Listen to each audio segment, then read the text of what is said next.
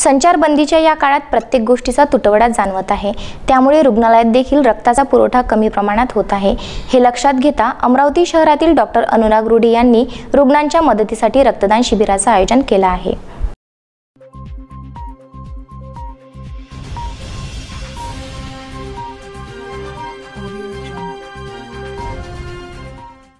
संचारबंदीच्या काळात प्रत्येक गोष्टीचा तुटवडा जाणवत आहे।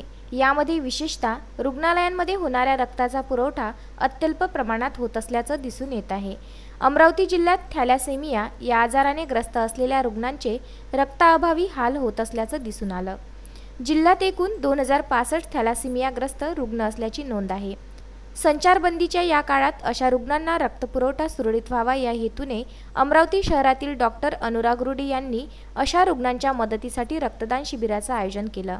रुग्णालय इथे रक्तदान शिबिराचा कार्यक्रम आयोजित केलेला असून माझे सर्व मित्रमंडळी जास्तीत जास्त संख्येत उपस्थित राहून 1 मीटर रूल फॉलो करून सोशल डिस्टन्सिंग मेंटेन करून कोरोना क्रायसिससाठी रक्तदान ब्लड डोनेट करतो आहे।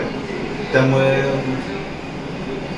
जागतिक पातळीवर जे कोरोनाचं संकट आलेलं आहे यासाठी महाराष्ट्रामध्ये रक्ताचा तुटवडा निर्माण झालेला आहे।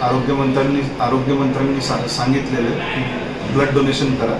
त्यामुळे त्यासाठी आज सगळ्या मित्रांना घेऊन पंजाबराव देशमुख इथे उपस्थित आहोत आणि जास्तीत जास्त संख्येत रक्तदान करू, त्याने जास्तीत जास्त रुग्णांची सेवा होईल। या शिबिरात अवघ्या 3 तासात तब्बल 107 बॉटल रक्त संकलित करण्यात आलं। या उपक्रमाचं कौतुक जिल्हा शल्य चिकित्सक तसेच वरिष्ठ अधिकाऱ्यांनी केलं असून अनुराग यांनी मानवतेच्या दृष्टीने केलेल्या या कार्याला सर्वांनी शुभेच्छा दिल्या आहे। विदर्भ न्यूज, अमरावती।